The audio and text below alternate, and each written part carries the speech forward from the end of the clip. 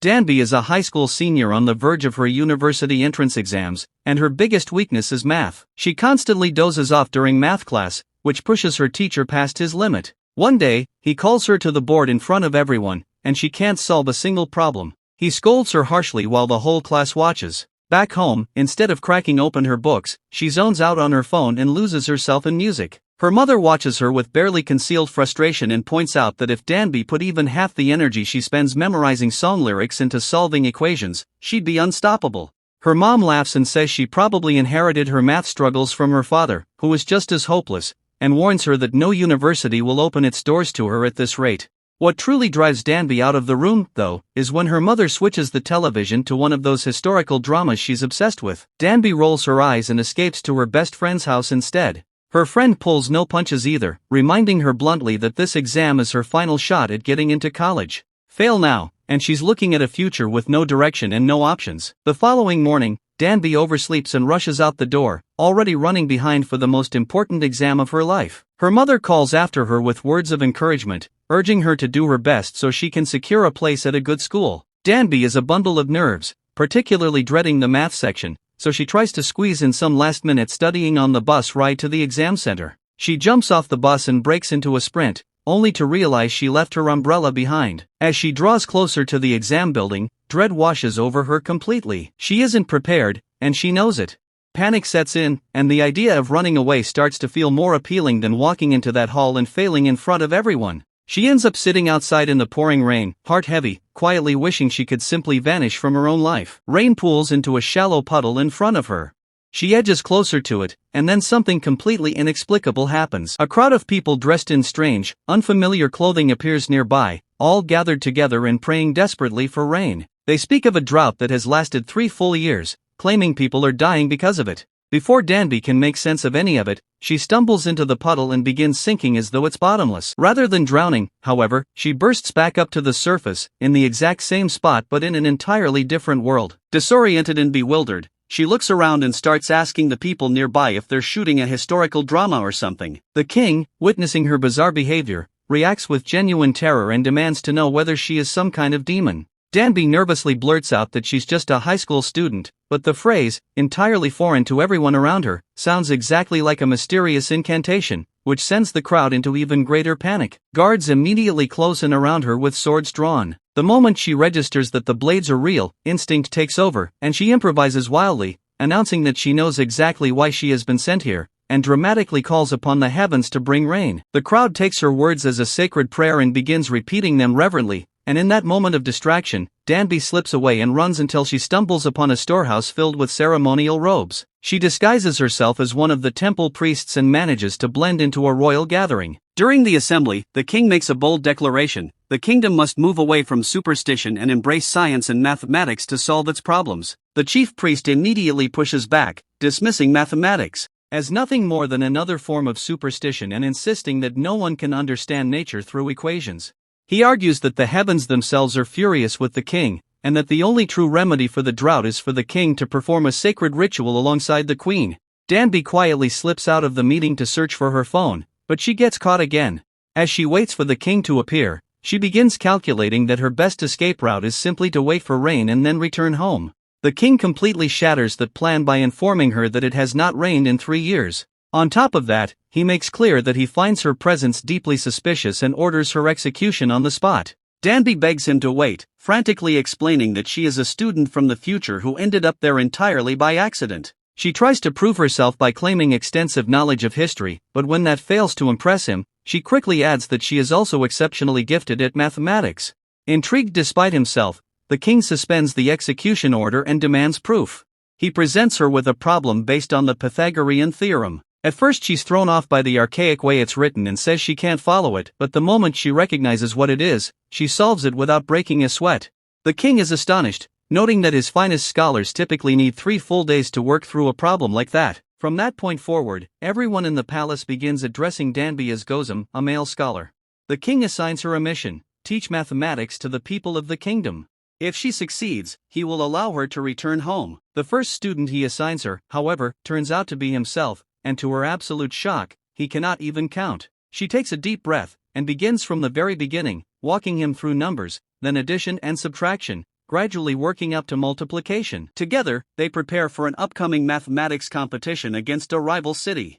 The stakes are high. If Danby loses, she will face punishment. Their study sessions are anything but formal. She boldly challenges the king, and at one point, out of sheer frustration when he keeps getting things wrong, she actually hits him. The guards storm in, ready to defend their king, but he waves them off, laughing it off entirely. Whenever the queen comes to visit, they hastily hide all the math papers and pretend to be practicing music instead. One day, the king notices that Danby has barely eaten and invites her to share a meal with him. She doesn't enjoy the food being served, so she takes him to the kitchen and uses ingredients from her own bag to prepare instant noodles. He falls in love with them immediately, even as the spice hits him hard. When she offers him water to cool down, he refuses, insisting he enjoys the heat. The next morning, the entire palace is woken by the sound of the king screaming. When Danby goes to check on him, she finds him wearing a protective talisman on his ear.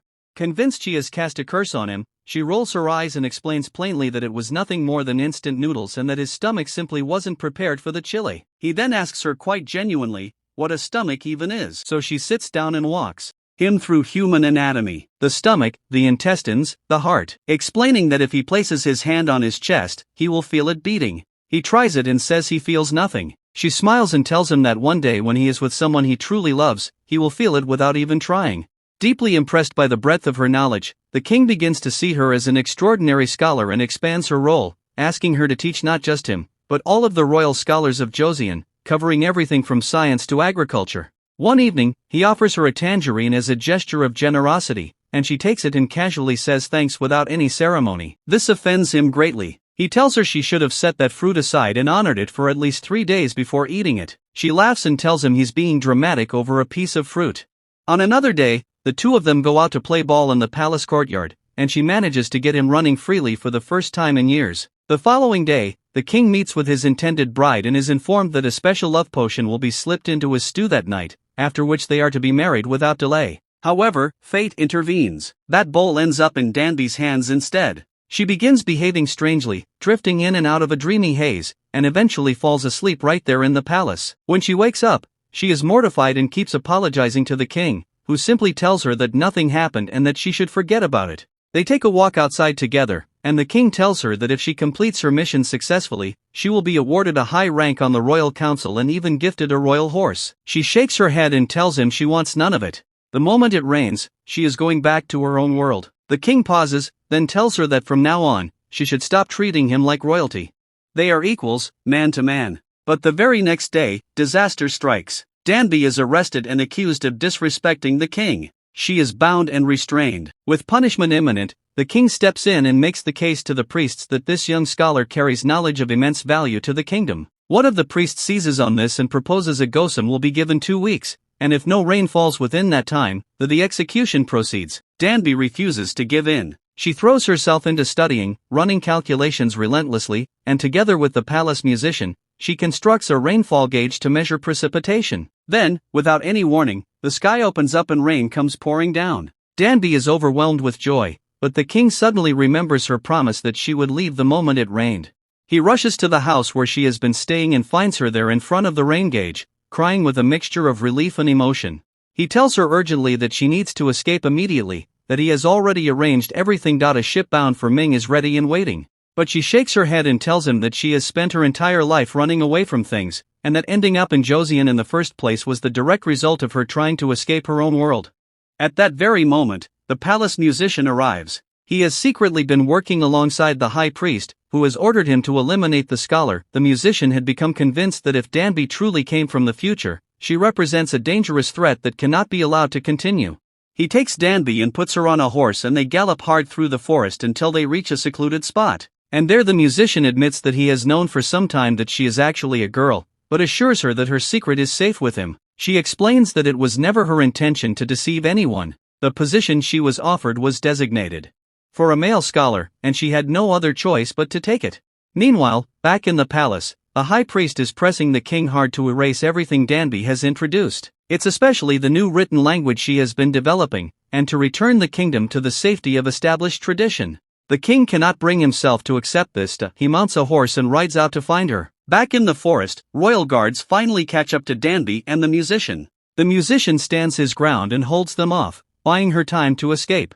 Then the queen herself suddenly appears, her feet bloodied from running barefoot all the way through the forest in her desperate search for them. Danby continues on foot until she reaches a fork in the road. With no idea which direction to take, she reaches back into her memory and recalls something the king once told her, that the sun is Joseon's clock. She follows the light and walks until she reaches the sea.